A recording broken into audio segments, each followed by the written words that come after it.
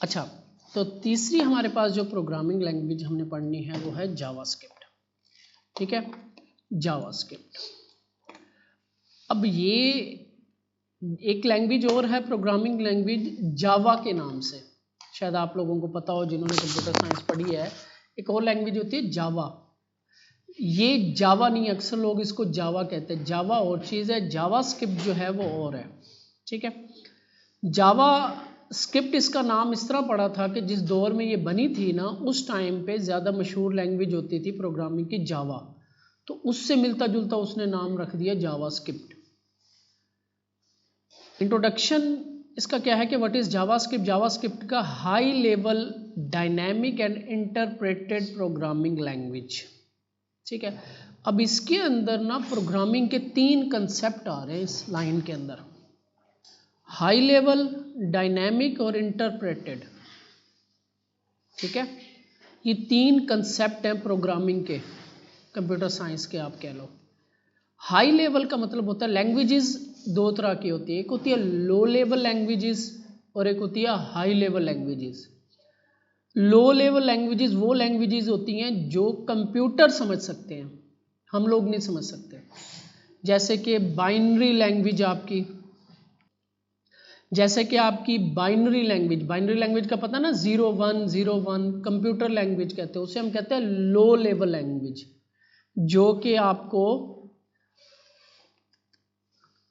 असल जो कंप्यूटर के अंदर जो प्रोग्रामिंग कर रहा होता है, ये प्रोग्रामिंग को समझ रहा होता है ना, वो आपका प्रोसेसर होता है। ठीक है, प्रोसेसर।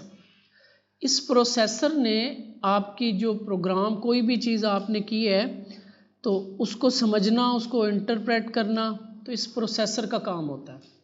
ठीक है, इस प्रोसेसर को हम कोई भी लैंग्वेज या कमांड्स देते हैं, जिसे हम कहते हैं प्रोग्राम्स। प्रोग्राम क्या होता है? Command, set of commands.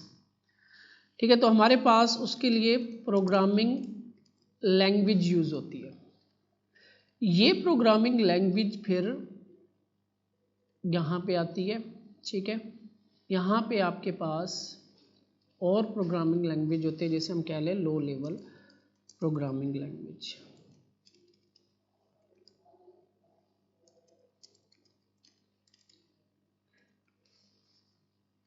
ठीक है, ये हमारी होती है high level.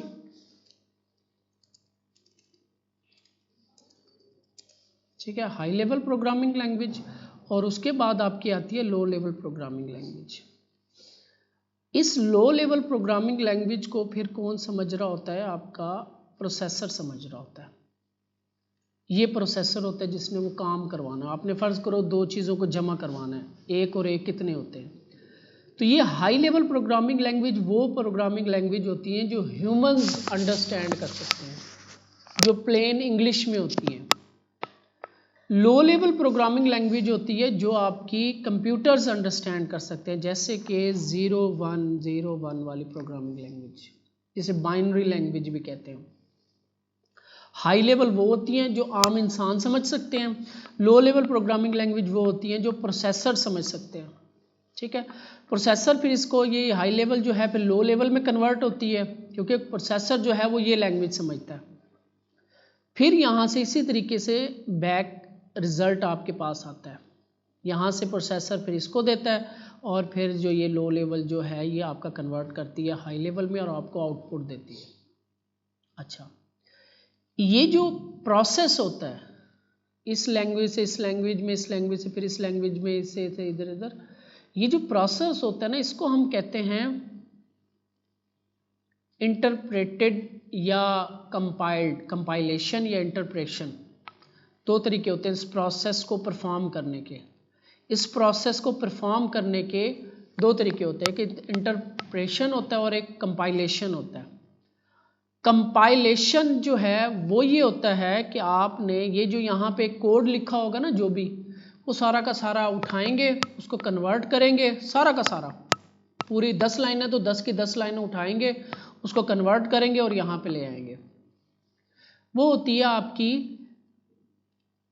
Compilation, compiled languages होती हैं। एक हमारा ये कंसेप्ट है हाई लेवल लो लेवल वाला, दूसरा कंसेप्ट समझते हैं इंटरप्रेटेड वाला।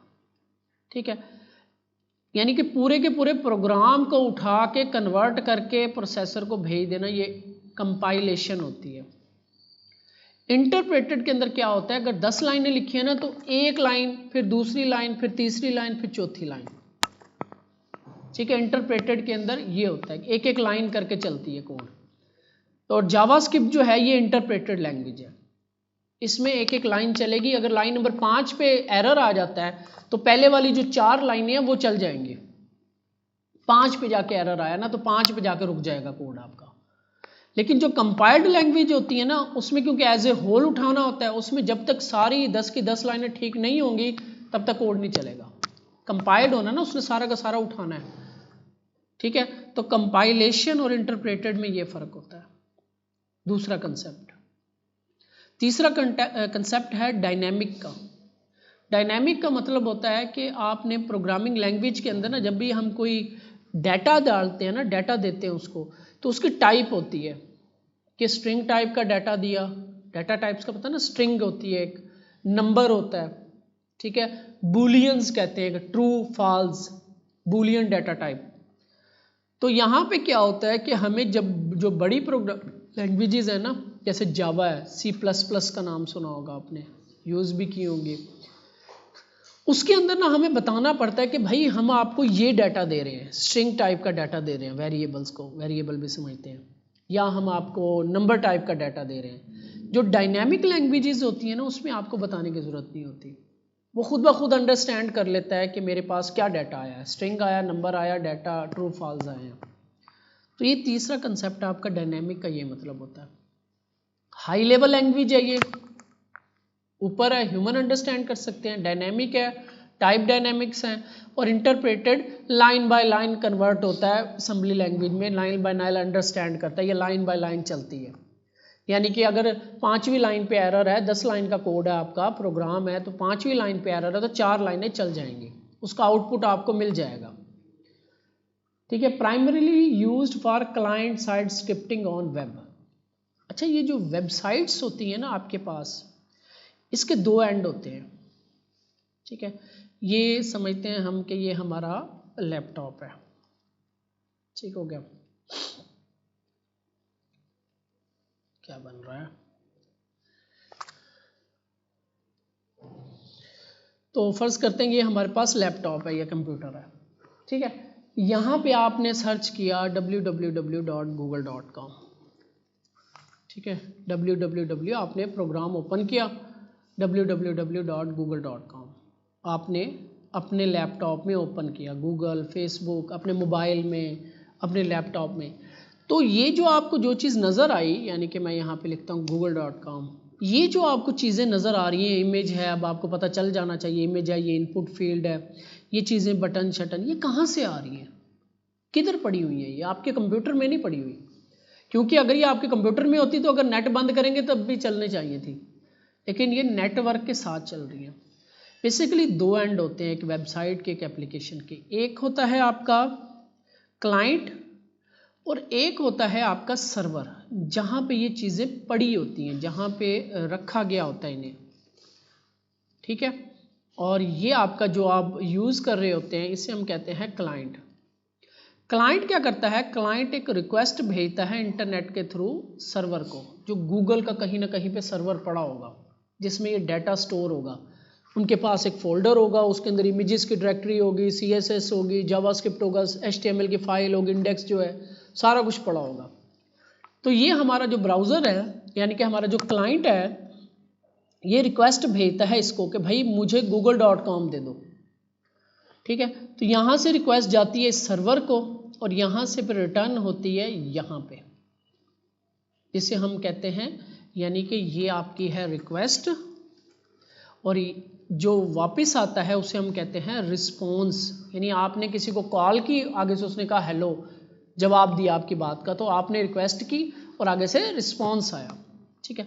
2 एंड होते हैं एप्लीकेशंस के, ठीक है। इसे हम कहते हैं क्लाइंट साइड, जो हम काम कर रहे होते हैं, जब हम बना रहे थे एप्लीकेशन, वेबसाइट, HTML CSS लिखी, हम क्लाइंट पे काम कर रहे हैं।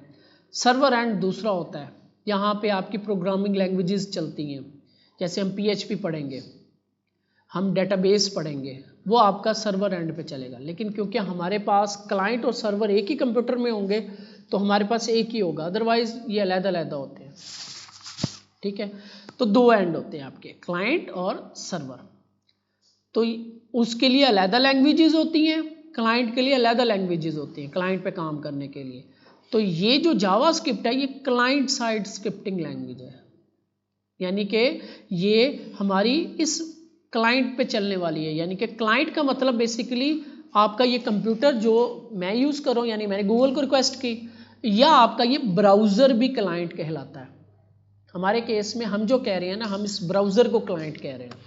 प्रोग्रामिंग, हम जो वेब की प्रोग्रामिंग पढ़ रहे हैं, हम कह रहे हैं हमारा ये ब्राउज़र जो है ये क्लाइंट है और ये रिक्वेस्ट भेजता है गूगल के सर्वर्स को। जब हम यहाँ पे टाइप करके कुछ एंटर करते हैं तो एक रिक्वेस्ट जाती है बिहाइंड द सीन, जो इसके अंदर चल रही है, इस सॉफ्टवेयर के अंदर जो भी ये क्रोम ब्राउज़र है, रिक्वेस्ट जाती है और वो वहाँ से रिजल्ट ला के हमें फिर ये शो करवा देती है। ठीक है, तो क्लाइंट जब हम कह रहे होंगे तो हम इसको भी क्लाइंट कह रहे होंगे, ब्राउज़र को। ठीक है, तो ब्राउज़र हमारे पास क्लाइंट है। तो ये जावास्क्रिप्ट जो है वो इस क्लाइंट पे चलती है, यानी कि ब्राउज़र के अंदर चलती है। हमने HTML पढ़ी, वो भी इसी में चली है हमारी, CSS पढ़ी, वो भी इसी में चली है। आउटपुट आना, चलने का मतलब है आउटपुट आना। ठीक है ना, तो हमने HTML का पेज बनाया, हमारे लिए कुछ भी नहीं है जब तक उसको हम खोलेंगे नहीं ब्राउज़र में, उसकी आउटपुट नहीं देखेंगे। CSS है, कुछ भी नहीं है जब तक उसको आउटपुट नहीं देखेंगे उसकी। इसी तरह जावास्क्रिप्ट हमारे पास है, जावास्क्रिप्ट भी हमारी इस ब्राउज़र में चलेगी। तो ब्राउज़र जो है, ये ब्राउज़र जो होता है ना, ये 3 लैंग्वेजेस समझता है, HTML, CSS और जावास्क्रिप्ट। इसके अलावा इसे किसी लैंग्वेज की समझ नहीं आती। ये ब्राउज़र जो है हमारा, क्लाइंट जो है, कोई भी ब्राउज़र है, क्रोम, फायरफॉक्स, कोई भी है, सफारी, ये 3 लैंग्वेजेस समझता है, HTML, CSS और जावास्क्रिप्ट, जिसमें 2 हमने पढ़ ली और तीसरी हम पढ़ रहे हैं, जिसका नाम है हमारे पास जावास्क्रिप्ट। तो ये क्लाइंट साइड का मतलब हो गया ये। ऑन द वेब मतलब वेब, हम वेब पे काम कर रहे हैं सारा। It's executed on client side users browser. यहाँ पे देखो ये लिखा भी आ रहा है, इन यूजर्स ब्राउजर, यूजर है ना हम लोग, यूजर्स ब्राउजर में चलती है। और rather than on server side, server side पे नहीं चलती, यानी कि यहाँ पे इस एंड पे नहीं होती जावास्क्रिप्ट, इस एंड पे चलती है क्लाइंट साइड पे। ठीक है, interactive, allow the interactive web pages and web application, यानी कि वेब पेजेस या वेब एप्लीकेशंस के अंदर इंटरेक्शन, जैसे हमने कल देखा था, हमने जावास्क्रिप्ट उसकी ऐड नहीं की थी तो मोडाल क्लिक कर रहे थे, कुछ भी नहीं हो रहा था। तो इस तरह के इंटरेक्शन जो होते हैं ना, वो डालने के लिए हमें लैंग्वेज की जरूरत पड़ती है जावास्क्रिप्ट की। Create responsive interactive website, responsive भी आप कर सकते हो इसके थ्रू से। Interactive build develop desktop mobile application. अब जो है ये जावास्क्रिप्ट लैंग्वेज इतनी तरक्की कर गई है कि आप इसे डेस्कटॉप की एप्लीकेशंस और मोबाइल की एप्लीकेशंस भी बना सकते हो। ये लैंग्वेज अब इतनी ज़्यादा पॉपुलर हो गई है। Building server side application technology light, अब जो है अब आप इसको यहाँ पे भी यूज़ कर सकते हो। इसके लिए एक और एप्लीकेशन यूज़ होती है Node.js, उसके अंदर जावास्क्रिप्ट चलती है, यानी कि सर्वर पे भी ये चलाई जा सकती है अब। अदरवाइज ये प्योर क्लाइंट साइड लैंग्वेज है। क्रिएटिंग गेम्स एंड एनिमेशन, इससे एनिमेशंस भी बना सकते हैं, गेम्स भी बना सकते हैं। फंक्शनैलिटी वेब पेजेस सच है वैलिडेशन, कैलकुलेशंस वगैरह, यानी कि हमने वेब पेज के अंदर कोई कैलकुलेटर वाला काम करना है तो इस तरह के काम हम वेब के अंदर कर सकते हैं। इसके बाद इसकी थोड़ी सी हिस्ट्री है, सिंपल सी। ब्रैंडन ईच 1995 में इस बंदे ने बनाई थी, ये याद करने वाली बात है। 1995 में ब्रैंडन ईच ने बनाई थी। ठीक है, बस इसके अंदर इतना कुछ ही है, बाकी आप खुद देख लेना। इसका जो शुरू में नाम था एक्मास्क्रिप्ट भी कहते थे इसको। ठीक है, और ये 10 दिनों में बनाई गई थी, उस बंदे ने 10 दिन में ये लिखी थी। और working at Netscape communication corporation, ये कंपनी थी पहले, जब ये क्रोम श्रोम भी नहीं बना था तब नेटस्केप नेविगेटर एक ब्राउज़र होता था, कंपनी थी, उसके अंदर ये बंदा काम करता था। ठीक है, इसकी हिस्ट्री आप थोड़ी सी देख लेना खुद, इसमें बस ये डेट्स वगैरह आप याद कर लेना। 10 डेज़ में बनाई थी ब्रैंडन ईच 1995 में बस। एक्मास्क्रिप्ट बेसिकली कंपनी या कह लो आप एक एसोसिएशन है जो इस लैंग्वेज को देखती है यानी कि अब लैंग्वेज पे काम भी होना है ना, तरक्की भी होनी है, तो उसको किसी ना किसी ने तो देखना है। तो एक ग्रुप है एक्मा स्क्रिप्ट के नाम से, एक्मा इंटरनेशनल, वो इसको देख रहा है, इस लैंग्वेज को। अब हमारी प्रॉपर लैंग्वेज स्टार्ट होती है कि जिसके अंदर सबसे पहला, किसी भी प्रोग्रामिंग लैंग्वेज के अंदर जो सबसे पहला कंसेप्ट पढ़ाया जाता है ना, वो होता है वेरिएबल्स। वेरिएबल क्या होता है? ये बिल्कुल बेसिक है प्रोग्रामिंग लैंग्वेज की। कौन बताएगा वेरिएबल्स?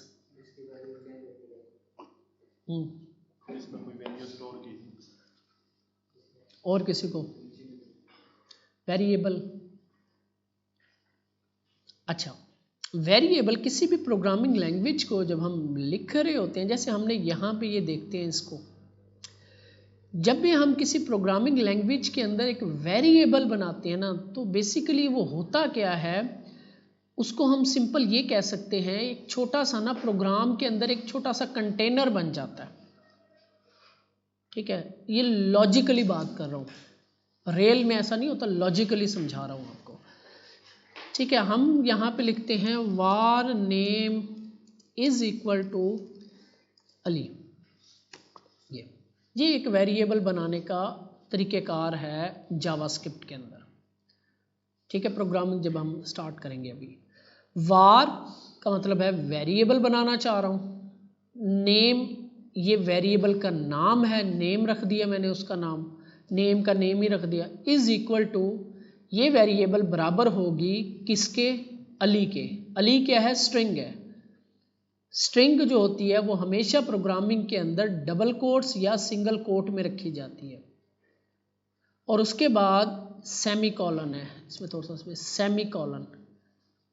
ठीक है, जब हम ये कमांड लिखते हैं प्रोग्रामिंग के अंदर, तो एक लॉजिकली ना कंटेनर बन जाता है, लॉजिकली समझा रहा हूँ। उसके अंदर वैल्यू स्टोर हो जाती है अली की, और इस कंटेनर का नाम होता है नेम। यानी कि इसको जब हमने इसको ढूंढना है तो हम इस नेम, या मैं ऐसे कह देता हूँ my name, my n name, ये इसको हम ऐसे कर लेते हैं। वेरिएबल का नेम है माई नेम। ठीक है, तो प्रोसेसर के अंदर एक छोटी सी जगह बन जाती है, यानी कि एक बॉक्स बन जाता है जिसके अंदर वैल्यू स्टोर हो गई अली, और इसका नाम होगा ये। इस तरीके से हम एक से ज़्यादा वेरिएबल्स बना सकते हैं।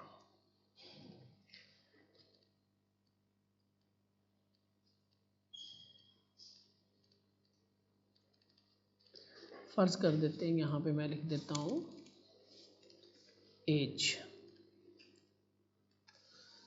अब ये स्ट्रिंग में नहीं आएगा क्योंकि ये नंबर टाइप होंगे। ठीक है, तो यहाँ पे फर्ज कर लें एक और वेरिएबल बनाई मैंने, तो यहाँ पे मेरे पास एक और बॉक्स बन गया और उसके अंदर वैल्यू स्टोर हो गई 20। ठीक है, तो दो वेरिएबल्स का मतलब है दो बॉक्सेस बन गए। लॉजिकली समझा रहा हूँ, लॉजिकली, रियल में नहीं, लॉजिकली। प्रोसेसर के अंदर बन जाते हैं, मेमोरी के अंदर, प्रोसेसर में नहीं, सॉरी, मेमोरी में। मेमोरी क्या होती है कंप्यूटर की? मेमोरी और स्टोरेज में फ़र्क पता है?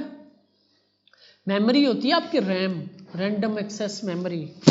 ठीक है, स्टोरेज होती है जिसके अंदर डाटा परमानेंट स्टोर होता है, हार्ड डिस्क आपकी। ठीक है, उसके अंदर डाटा परमानेंट स्टोर होगा।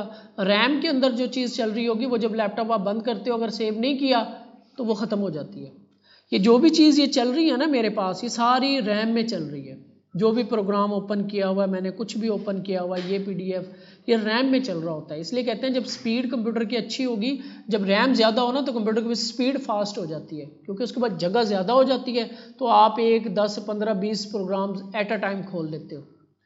ये सारा कुछ लोड हो रहा होता है मेमोरी में। जब हम प्रोग्राम लिख रहे होते हैं, उसे चला रहे होते हैं, तो वो भी मेमोरी के अंदर काम कर रहा होता है। तो यहाँ पे हमारे पास वेरिएबल, हमने दो वेरिएबल बनाई हैं जिसकी वैल्यूज़ हैं, एक की नाम है उनका माई नेम और उसकी वैल्यू है अली, और दूसरे का नाम है माई एज और उसकी वैल्यू है 20। तो इस तरीके से ना एक कंटेनर्स बन जाते हैं। अब जब हमें इनकी वैल्यू चाहिए होगी, वेरिएबल्स का हमेशा वैल्यू आउटपुट होती है, तो हम जस्ट लिखेंगे, फ़र्ज़ करो मैं कहता हूँ कि console.log तो मैं कहता हूँ माई एज, ऐसे मैं प्रोग्राम के अंदर जब आउटपुट देखनी होगी एज की मुझे, तो जब मैं ये चीज़ चलाऊंगा तो मेरे पास इसकी वैल्यू आएगी। क्या आएगी? वैल्यू। वैल्यू क्या है इसकी? 20। इस वेरिएबल बनाने में आपने ये समझना है, इसके अंदर 3 चीज़ें हैं। ये जो वार लिखा हुआ है ना, इसको हम प्रोग्रामिंग में कहते हैं कीवर्ड। ठीक है, ये जो वार लिखा हुआ है, ये 3 तरह के हैं हमारे पास, वार, लेट और कॉन्स्ट। 3 तरह से हम वेरिएबल बना सकते हैं जावास्क्रिप्ट के अंदर। इसके बाद ये जो आपके पास है, ये है वेरिएबल का नाम। वेरिएबल का नाम यानी आपने एक बॉक्स के अंदर कुछ चीज़ें रखी हैं, बॉक्स बंद हैं, 4 बॉक्स है, 3 बॉक्स हैं, तो आपने कोई चीज़ उनको मिक्स हो जाए, सेम है, तो आपको पता ही नहीं चलेगा किसमें क्या चीज़ है, जब तक आप उनके ऊपर टैग्स नहीं लगा देते या नाम नहीं दे देते। आपको पता है कि इसके अंदर नेम पड़ा हुआ है, इसके अंदर कुछ भी चीज़ पड़ी हुई है, ठीक है, उसका नाम दे देते हैं। इसके बाद आपके पास आता है इक्वल वाला साइन। ठीक है, इसको हम कहते हैं ऑपरेटर। ये एक ऑपरेटर है और ये ऑपरेटर है असाइनमेंट ऑपरेटर। हम असाइन कर रहे हैं, दे रहे हैं। और इसके बाद आपके पास ये वैल्यू आ गई, ये जो अली लिखा हुआ है, ठीक है। और ये जो होता है ये होता है टर्मिनेटर ऑपरेटर। टर्मिनेट यानी कि मेरी एक बात पूरी हो गई है यहाँ पे, इसे हम, और इस होल को हम कह रहे होते हैं क्या कहते हैं स्टेटमेंट। ठीक है, इस सारी को हम कहते हैं एक स्टेटमेंट। और जब आप इसको ख़त्म कर देते हो तो हम कह रहे हैं कि मेरी एक, जैसे हम कुछ लिख रहे होते हैं तो हम डॉट लगा देते हैं, फुल स्टॉप लगा देते हैं, यानी एक बात मेरी पूरी हो गई, अब अगली बात शुरू। तो ये भी एक वेरिएबल का काम पूरा हो गया, अगली मैं अब वेरिएबल बनाना चाह रहा हूँ। यहाँ पे मैंने टर्मिनेटर ऑपरेटर कहते हैं, ये ऑप्शनल होता है जावास्क्रिप्ट में, लेकिन काफ़ी लैंग्वेजेस में ये लाजमी देना होता है। ठीक है, तो ये असाइनमेंट ऑपरेटर है, ये वेरिएबल का नाम, इसको हम कहते हैं कीवर्ड। कीवर्ड क्या होते हैं? प्रोग्रामिंग लैंग्वेज के अंदर कुछ वर्ड्स होते हैं, रिजर्व वर्ड्स होते हैं, जो वो प्रोग्रामिंग लैंग्वेज जो है ना वो अपने लिए इस्तेमाल करती है, उसके कुछ ख़ास मीनिंग्स होते हैं। यानी आप वार का नेम वार नहीं रख सकते, या लेट का नेम वार नहीं रख सकते। ये सारे कीवर्ड्स हैं, 3 कीवर्ड्स हैं जो वेरिएबल बनाने के लिए यूज़ होंगे। ठीक है, अब हम इसको थोड़ा सा प्रैक्टिकली देखते हैं कि ये प्रैक्टिकली कैसे बनेगा।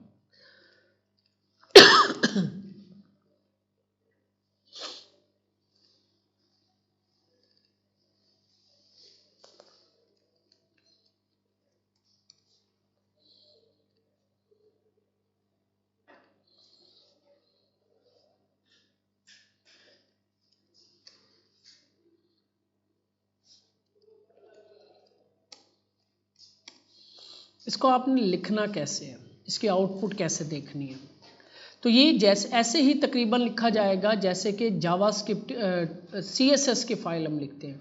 लिंक भी करवा सकते हैं और अंदर भी लिख सकते हैं।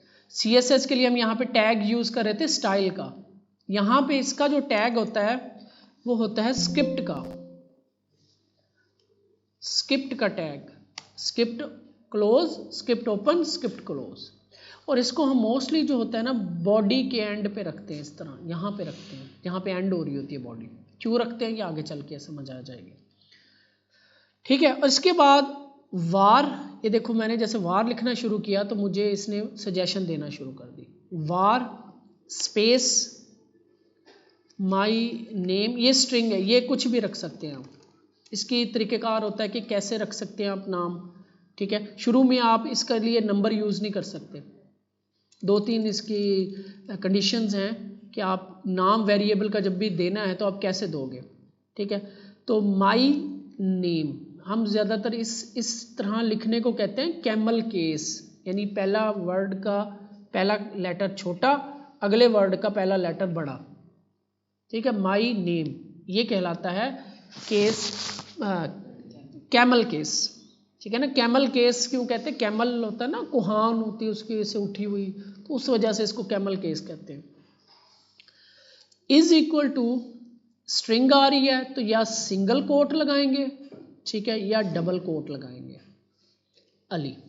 इसके बाद स्टेटमेंट टर्मिनेटर, ठीक है। सेव करते हैं इसको और इसको अब ब्राउज़र में रन करते हैं। तो आप देखोगे आपको यहाँ पे कुछ भी नज़र नहीं आ रहा, ठीक है। अब इसकी आउटपुट देखने के लिए आपको, ठीक है, तो मैंने यहाँ पे इसके आउटपुट के लिए यहाँ पे ये फंक्शन लिखा था console.log कि इसकी आउटपुट से वेरिएबल के आउटपुट हमें दिखाओ कंसोल लॉग के अंदर। आप नीचे आओगे, लिखोगे कंसोल, ये देखो स्पेलिंग्स वगैरह आपने मिस्टेक नहीं करनी, सजेशन में आ जाएगा .log। इसके अंदर ये ऐसे फंक्शन होता है, फंक्शन की पैरेंथेसिस होती हैं, ठीक है, और इसके अंदर आपने माई नेम सेम लिखना है। ये केस सेंसिटिव है, यानी बड़ा लेटर और छोटे लेटर में फ़र्क होगा, माई का एम बड़ा और माई का एम छोटा तो फ़र्क होगा, ठीक है। इसे हम कहते हैं केस सेंसिटिव। तो माई नेम सेव करेंगे तो ये आउटपुट देखने के लिए है कि इस वेरिएबल के अंदर क्या स्टोर है, अभी तो हमें यहाँ पे पता है ना, लेकिन आउटपुट देखने के लिए ये आएगा। तो आप इसको अपनी वेबसाइट पे आओगे, रिफ़्रेश करोगे, तब भी आपको यहाँ पे आउटपुट नज़र नहीं आएगी। इसकी आउटपुट देखने के लिए आपको जाना पड़ेगा, इंस्पेक्ट करेंगे, ठीक है, और यहाँ पे ये देखो कंसोल आ रहा है, एलिमेंट के बाद कंसोल का टैब है, इस पर क्लिक करोगे तब आपको ये देखो यहाँ पे वेरिएबल की वैल्यू आ रही है। वेरिएबल जब भी आप यूज़ करोगे ना, जब भी इस वेरिएबल को यूज़ करोगे आगे, तो उसकी वैल्यू आपके जहन में होनी चाहिए। जैसे कि मैं कहता हूँ var result is equal to 2 + 3। अब जब मैं इस रिजल्ट को देखूंगा तो console.log रिजल्ट सेव करता हूं और यहाँ पे आके आप देखोगे रिजल्ट क्या आ रहा है इसका 5।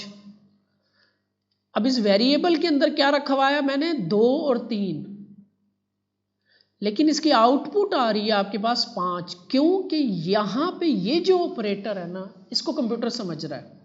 वो कह रहा है कि अच्छा 2 + 3 तो हमेशा आपको क्या मिलेगा 5, उसका आउटपुट मिलेगा। प्रोग्रामिंग लैंग्वेज है ना, वो जैसे चलती है तो उसका रिजल्ट कैलकुलेट होता है और आपको मिल जाता है। ऐसे ही अगर मैं ऐसे कर दूं माइनस, तब आपके पास क्या आएगा -1। इसी तरह अगर मैं ऐसे कर दूं मल्टीप्लाई, सेव करता हूं तो 6। हमेशा वेरिएबल की जब भी हम प्रिंट करवाएंगे या इसको यूज़ करेंगे तो इसकी वैल्यू आपको मिलेगी, ये जहन में रखना आपने। जैसे मैं काम करता हूँ, मैं करता हूँ var a is equal to 6, var b is equal to 7, ठीक है। नीचे आके मैं कहता हूँ var रिजल्ट रिजल्ट 2, दूसरा रिजल्ट बना रहा हूँ, या मैं चलो रिजल्ट 2 नाम, इस वेरिएबल का नाम चेंज करना पड़ेगा क्योंकि अगर हम सेम नाम रख देंगे तो ये इसको असाइन हो जाएगी, ठीक है। अब मैं यहाँ पे कहता हूँ a + b, क्या रिजल्ट आएगा इसमें, सोच के बताओ।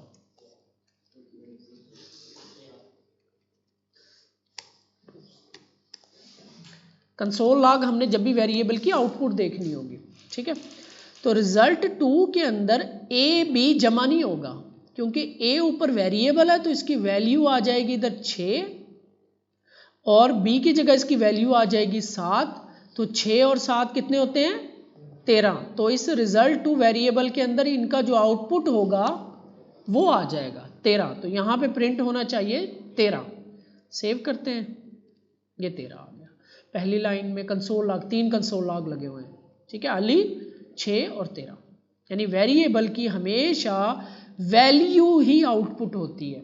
वेरिएबल खुद से आउटपुट नहीं होती, ठीक है। और ये वेरिएबल तब बनेगी जब इसके पीछे ये वार लगा होगा, और ये ऑप्शनल होता है लेकिन अभी के लिए आप यही समझो कि वार लगा होगा। वार बता रहा है प्रोग्राम को, कंप्यूटर को, कि भाई मैं एक वेरिएबल बनाना चाह रहा हूँ और उसके अंदर कुछ स्टोर करवाना चाह रहा हूँ। कंटेनर बॉक्स बन गया, उस बॉक्स के अंदर मैंने एक बॉक्स के अंदर 6 रख दिया, दूसरे बॉक्स में मैंने 7 रख दिया, फिर नीचे आके इन 2 बॉक्सेस को जमा करवा दिया, ठीक है। तो जब ए बी लिखेंगे तो ये ए बी नहीं आएगा, इसकी वैल्यू जो है वो मिलेगी हमें।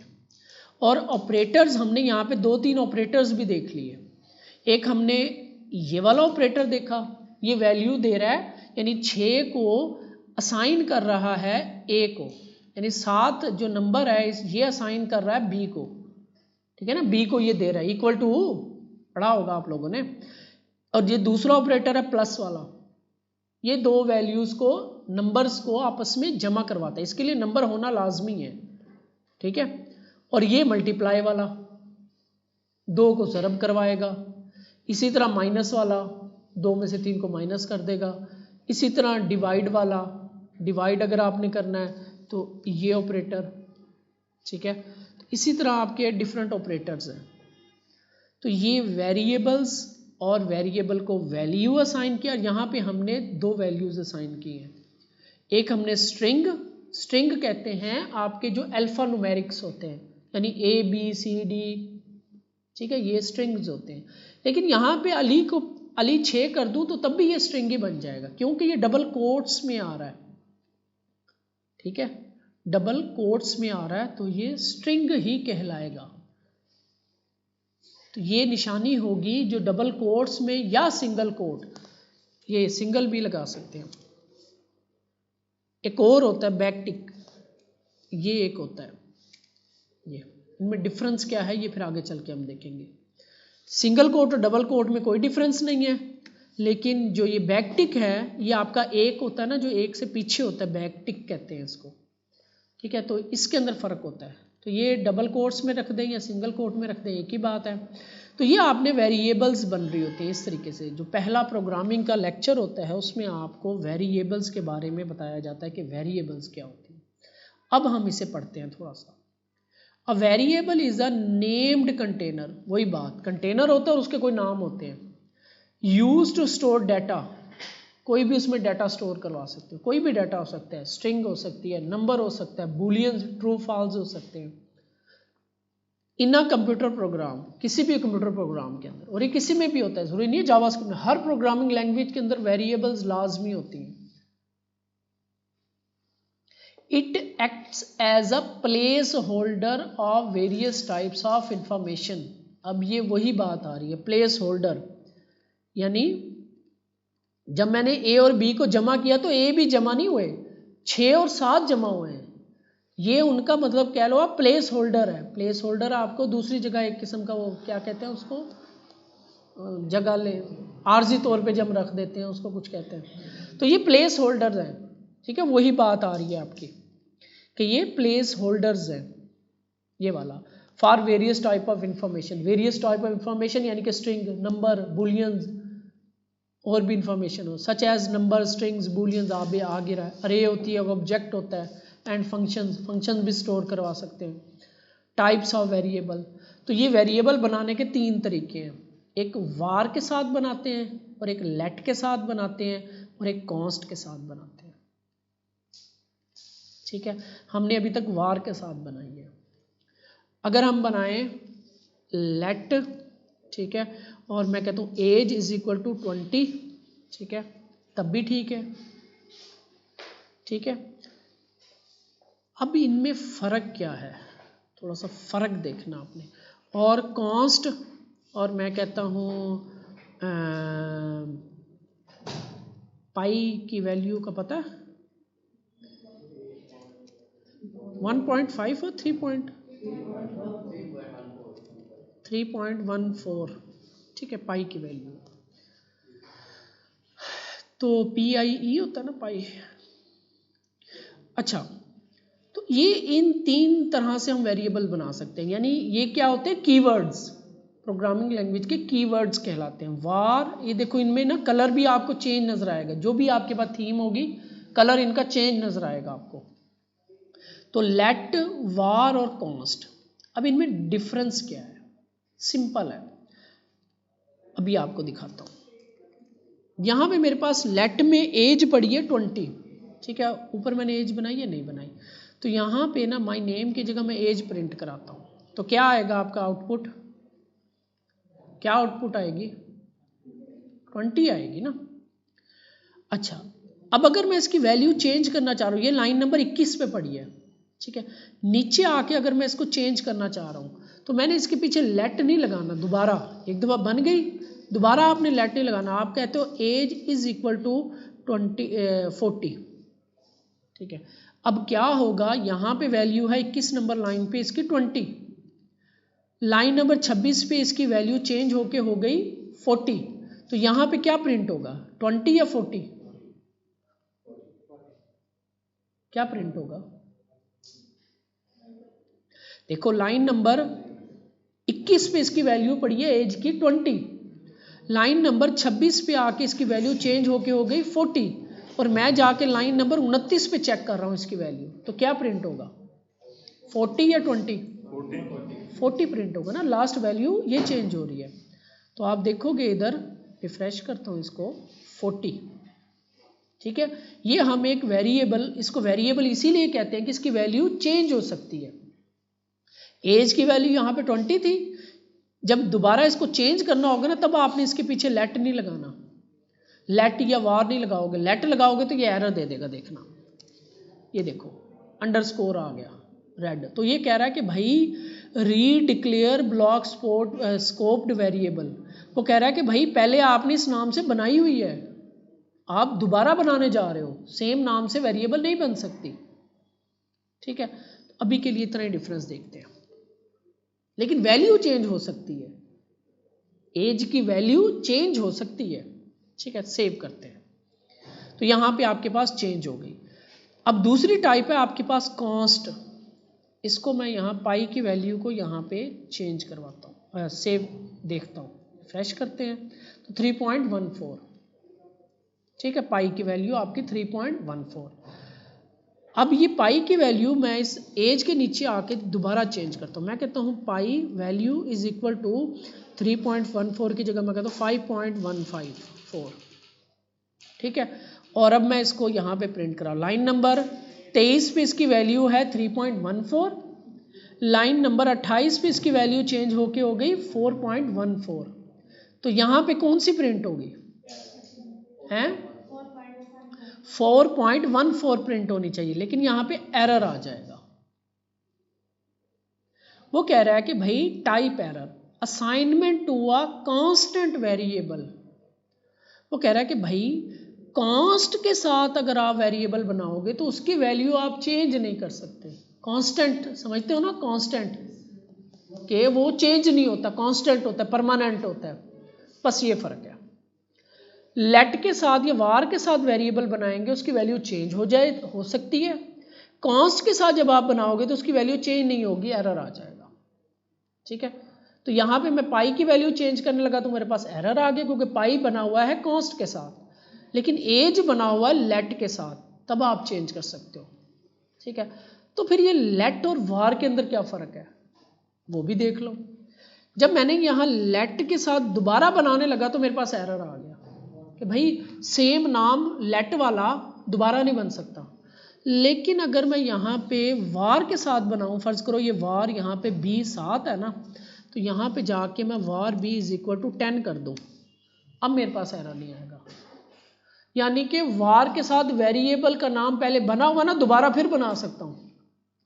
अब वैल्यू इसकी चेंज होकर 10 हो जाएगी, यानी कि A और B कितना आना चाहिए, 17 आना चाहिए रिजल्ट इधर, क्योंकि B की वैल्यू अब 10 हो गई है। सेव करते हैं, इस एरर को ख़त्म कर देना, हम कंसोल लॉग यहाँ पे कर रहे हैं तो अच्छा, डबल फॉरवर्ड स्लैश लगाने से क्या होता है, कमेंट हो जाता है, यानी कि लाइन वो कमेंट हो जाती है, चलेगी नहीं वो कोड में, ठीक है। डबल फॉरवर्ड स्लैश किसके पीछे लिख दें हम। सेव करते हैं तो ये देखो अब 16 सॉरी वो 16 बनते हैं ना, 6 और 10 16, यानी वार और लेट में क्या फर्क आया, समझ आ रही है? वार के साथ जो वेरिएबल बनाई हुई है वो दोबारा फिर बन सकती है, लेकिन लेट के साथ दोबारा नहीं बन सकती, वैल्यू चेंज हो सकती है। तो ये दो तकरीबन इन दोनों में फ़र्क क्या है वार और लेट में, कि लेट के साथ जो वेरिएबल बनेगी वो दोबारा लेट के साथ आप दोबारा नहीं बना सकते, वार के साथ आप दोबारा बना सकते हो, लेकिन लेट के अंदर वेरिएबल चेंज वैल्यू चेंज हो जाएगी, ठीक है। और लेट, वार और कॉन्स्ट में क्या फ़र्क है, कॉन्स्ट के साथ जो वैल्यू बनी होगी वो चेंज भी नहीं, वैल्यू भी नहीं चेंज होगी उसकी। That's it. ये आपका 3 कंसेप्ट है वेरिएबल के। अब आपने बनानी किससे है वेरिएबल? अब जो है ना प्रोग्रामिंग जो जावास्क्रिप्ट के अंदर ये वार वाला जो तरीका है ना, आपने मसला समझ लिया ना। अब देखो मैंने बी 7 के साथ बना दी, दोबारा फिर बना दी, ये क्या बात हुई? सेम नाम दूसरे को भी असाइन कर दिया, यानी कि एक क्लास के अंदर रोल नंबर 5 था, वो मैंने 2 स्टूडेंट को दे दिया, ये तो मसला हो जाएगा। तो वार का ये मसला है। अब जो है ना वार के साथ वेरिएबल्स नहीं बनाते हम, लेट के साथ या कॉन्स्ट के साथ बनती है। लेट के अंदर वो वेरिएबल बनाओगे जिसकी वैल्यू आपको पता है कि आगे चल के चेंज हो सकती है प्रोग्राम में, वो लेट के साथ बना लोगे। जिसकी आप कहते हो कि नहीं मैंने इसकी चेंज नहीं करनी, प्रोग्राम के अंदर 3.14 चेंज नहीं हो सकता क्योंकि कांस्टेंट है, तो हम आप कॉन्स्ट के साथ बना लेंगे ताकि कल को हमें कोई मसला ना आए, क्योंकि ये प्रोग्राम तो छोटा सा है ना, सैकड़ों लाइनों के प्रोग्राम्स होते हैं, ठीक है। तो कल को हमें आगे चल के कोई मसला ना आए, तो हमने पता है कि 3.14 जो है चेंज नहीं होगी, कांस्टेंट है, तो हम कॉन्स्ट के साथ उसको वेरिएबल को बना लेंगे। लेट हमें पता है कि आगे चल के चेंज हो सकती है, एज 20 है, जाहिर है उसने बड़ा तो होना है, चेंज होगी ना एज, तो हम फिर वो वेरिएबल लेट के साथ बना लेंगे, ठीक है। तो आपने जहन में 2-3 चीज़ें रखनी है। वार के साथ वेरिएबल बनती है, लेट के साथ बनती है, कॉन्स्ट के साथ बनती है। कॉन्स्ट के अंदर हम वैल्यू चेंज नहीं कर सकते, लेट के साथ वैल्यू चेंज कर सकते हैं लेकिन सेम नाम से दोबारा नहीं बना सकते। वार के अंदर आप वेरिएबल भी चेंज कर सकते हो, वैल्यू भी चेंज करते हो, सेम नाम से दोबारा भी बना सकते हो। तो ये मसला था, तो इस वजह से उन्होंने फिर ये 2 नए कीवर्ड इंट्रोड्यूस करवाए कि आप भाई लेट के साथ बनाओ या आप कॉन्स्ट के साथ बनाओ, वार को अब हम छोड़ देते हैं, वार के साथ अब हम नहीं बनाते, ठीक है। लेकिन ये ओल्ड वे है बनाने का। तो आपके पास वेरिएबल आ गई, ये देखो यहाँ पे एज। तो वार का एक और मसला है कि अगर आप बगैर वार के भी बनाओगे ना तब भी बन जाती है वेरिएबल। तो वार के साथ मसले थे, इस वजह से उन्होंने लेट और कॉन्स्ट इंट्रोड्यूस करवाया। तरक्की हो रही है ना, लैंग्वेजेस के अंदर तरक्की होती रहती है। ये आपके पाई की वैल्यू जैसे कॉन्स्ट रखा हुआ है, ठीक है। नेमिंग रूल्स, बस ये देख लेते हैं, ख़त्म करते हैं। नेमिंग रूल्स क्या हैं कि वेरिएबल का नाम आप कैसे दे सकते हो, तो आप मस्ट स्टार्ट विद लेटर, यानी ABCD से लेकर X तक आपका स्टार्टिंग में ये होने चाहिए, ABCDEF किसी में भी लेटर से स्टार्ट हो, या $साइन से आप कर सकते हो स्टार्ट, या अंडरस्कोर से। इसके अलावा कोई भी ऑपरेटर नहीं लगेगा। यानी अगर मैं रिज़ल्ट के पीछे परसेंटेज लगा दूं तो मेरे पास एरर आ रहा है रेड कलर का, लेकिन अगर मैं अंडरस्कोर लगाऊं तो तब ये एक वेरिएबल और है। यानी कि रिज़ल्ट अगर मैं ये ऐसे कर दूं तो ये 2 डिफरेंट वेरिएबल्स हैं, ये सिर्फ रिज़ल्ट है और ये अंडरस्कोर रिज़ल्ट है, तो ये डिफरेंट वेरिएबल्स हैं। अंडरस्कोर यूज़ कर सकते हैं और $साइन यूज़ कर सकते हैं शुरू में। एंड भी आप जो मर्जी कर लो, कोई भी ऑपरेटर कर सकते हैं हम, नंबर्स वगैरह मेरा ख्याल ऑपरेटर भी यूज़ हो जाएंगे आई थिंक। एंड नहीं कर सकते, नंबर कर सकते हैं हम एंड पे, नाम के एंड पे। शुरू में आप जब नंबर लगाते हो 4 तो एरर आ जाता है कि जी आप गलत कर रहे हो, रेड लाइन आ जाती है, ठीक है। ये रिजल्ट 2 ये, ठीक है। रिजल्ट 2 और रिजल्ट अलग है, बाद में आप नंबर यूज़ कर सकते हो। वेरिएबल का नाम बनाने का तरीका, subsequent character can be letter, digital, $साइन एंड अंडरस्कोर। सब्सिक्वेंट मतलब बाद में या दरमियान में आप लेटर भी रख सकते हो, डिजिट्स भी रख सकते हो, $साइन भी रख सकते हो, अंडरस्कोर भी रख सकते हो। Variable name are case sensitive, यानी मैंने यहाँ पे एक रिजल्ट बनाया, ठीक है, और यहाँ पे RESULT, तो ये डिफरेंट है, ये डिफरेंट है, केस सेंसिटिव है, ठीक है। और अवॉइड यूजिंग रिजर्व कीवर्ड्स, यानी आप वेरिएबल का नाम, लेट का नाम वार नहीं रख सकते, क्योंकि ये वार जो है ना ये रिजर्व वर्ड है, कीवर्ड है, प्रोग्रामिंग लैंग्वेज का कुछ खास वर्ड्स हैं, ठीक है ना। साइंस लैंग्वेज का पता ना, साइंस होते हैं, कोई ये साइन है, ये साइन है, ये साइन है, तो उनके रिजर्व्स होते हैं साइन। इसी तरह प्रोग्रामिंग लैंग्वेज के कुछ वर्ड्स होते हैं जो रिजर्व होते हैं, वो आप वेरिएबल के नाम के तौर पे यूज़ नहीं कर सकते। यानी वार का लेट का नाम हम कॉन्स्ट भी नहीं रख सकते, क्योंकि ये भी रिजर्व वर्ड है, ठीक है। तो ये बात ये कर रहा है, इस तरह आप इनके अलावा कर सकते हो। रिजर्व वर्ड जब भी आएंगे तो आपके पास एरर आ जाएगा खुद ही, जैसे कि ये लेट का नाम हम वार नहीं रख सकते, कॉन्स्ट नहीं रख सकते, देखो रेड लाइन्स आ रही हैं। फंक्शन नहीं रख सकते वेरिएबल का नाम, ये भी एक रिजर्व वर्ड है। वाइल एक रिजर्व वर्ड है, ठीक है। डू एक रिजर्व वर्ड है, ठीक है। तो हम यहाँ पे एज कोई रिजर्व वर्ड नहीं है, ठीक हो गया।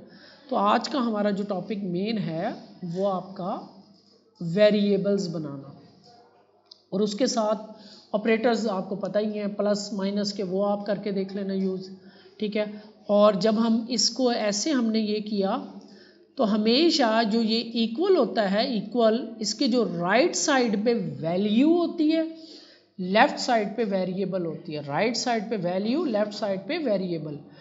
पहले राइट साइड चलती है, फिर लेफ्ट साइड चलती है। राइट साइड चलेगी ए बी, ए जमा बी चलेगा। जब वो इसको देखेगा कंप्यूटर, वो कहेगा अच्छा ए कहाँ से आ रहा है जी, ऊपर से आ रहा है 6 से, तो ए 6 उठा के इधर रख देगा। फिर देखेगा जमा का ऑपरेटर लगा हुआ है, तो बी क्या है जी, बी ऊपर से आ रहा है 10, तो वो 10 को उठा के यहाँ पे रख देगा। तो 6 और 10 दो जमा हो जाएंगे, 16 हो जाएगा, और 16 फिर इसको असाइन हो जाएगा। तो इक्वल के पहले राइट साइड चलेगी, और जो वैल्यू बनेगी वो फिर लेफ्ट साइड को असाइन हो जाएगी, ठीक है। राइट साइड, इक्वल के राइट साइड पहले चलती है, फिर लेफ्ट साइड पे आती है। तो ये आपकी वेरिएबल्स का मेन प्रोग्रामिंग लैंग्वेज, किसी भी प्रोग्रामिंग लैंग्वेज में आप जाओगे तो ये कंसेप्ट आपका लाजमी होता है, ठीक है।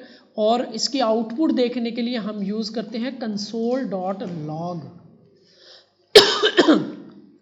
कंसोल डॉट लगाएंगे, लॉग और पैरेंथेसिस लगाएंगे, और उसके अंदर ये वेरिएबल का नाम रख देंगे, ठीक है। अच्छा, ये जो होते हैं इनको भी ज़रा देख लो। ये आपके ये होता है, एक ये होता है, एक ये होता है, एक ये होते हैं, और क्या होता है आपका, ये साइंस हैं कुछ, और ये एक साइन होता है। आपको इसका तो आपको पता ही है, एक ये साइन होता है, एक ये साइन, इसका भी आपको पता होगा, इसका भी पता होगा, इसका भी पता होगा, ये साइन, और बस यही है, ठीक है। ये आपका पैरेंथेसिस होता है, ये करली ब्रेस, कर्ल बनी हुई है, करली ब्रेस, और ये ब्रैकेट्स, बड़ी ब्रैकेट भी हम कहते हैं इसको, और इसे less than greater than sign भी कहते हैं, या एंगल ब्रैकेट भी कहते हैं, ठीक है। और ये साइन होता है आपका पाइप, पाइप की तरह खड़ा हुआ, पाइप साइन। और ये आपका होता है बैक की तरफ जा रही है बैक स्लैश, और आगे की तरफ जा रही है फॉरवर्ड स्लैश, ठीक है। और ये जो मद्दा वाला साइन है इसे हम कहते हैं tilde, tilde, tilde sign, TELI या TILB है, tilde sign.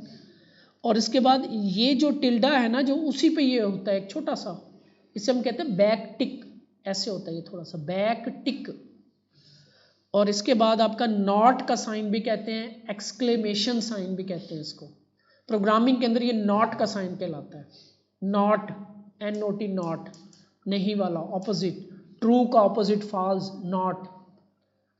Eight sign, hash sign, dollar sign, और परसेंटेज साइन, और इसके बाद ये होता है एंड का साइन भी कहते हैं उसको, %, भी कहते हैं, AMP %, और एंड का साइन भी। और ये स्टेरिक का साइन भी कहते हैं, मल्टीप्लाई का साइन भी कहते हैं, और एस्ट्रिक भी कहते हैं इसको, वाइल्ड कार्ड भी कहते हैं, वाइल्ड कार्ड सेलेक्टर भी कहते हैं इसको, ठीक है, ये आपके साइंस हैं, ये प्रोग्रामिंग के अंदर यूज़ होते हैं, इनके ख़ास मीनिंग्स हैं। जैसे कि एक हमने प्रोग्रामिंग में ये वाला साइन देखा है, ये फंक्शंस के लिए यूज़ होता है, पैरेंथेसिस, ये बेसिकली एक फंक्शन है। और ये डॉट का साइन, ये होता है किसी फंक्शन या ऑब्जेक्ट की आगे प्रॉपर्टी लेने के लिए। डॉट का साइन भी बड़ा अहम होता है। कंसोल एक ऑब्जेक्ट है, इसके अंदर डॉट लगा के हम उसकी प्रॉपर्टी ले रहे हैं लॉग, और जो लॉग है ये बेसिकली एक फंक्शन है। इसके अंदर फिर हमें फंक्शन क्या होते हैं ये आपको डिटेल में हम पढ़ेंगे। फंक्शंस कुछ एक्सेप्ट करते हैं और उसके ऊपर कुछ काम करते हैं। तो ये उसके अंदर हम एज डाल रहे हैं और वो आपको एज को उस जगह पे यहाँ पे शो करवा रहा है। ठीक है, तो ये साइंस की बड़ी अहमियत है प्रोग्रामिंग लैंग्वेज में, हर साइन, बाकी प्लस माइनस वाले आपको पता ही है। ठीक है, बस और तो कोई नहीं है। डबल कोट्स, ये आपके डबल कोट्स होते हैं, ये आपके सिंगल कोट होते हैं। ठीक है, और ये सेमीकोलन या स्टेटमेंट टर्मिनेटर, यहाँ पे देखो स्टेटमेंट टर्मिनेटर, कि मेरी एक बात ख़त्म हो गई है, दूसरी बात, फिर तीसरी बात, चौथी बात। ठीक है, स्टेटमेंट टर्मिनेटर होता है आपका,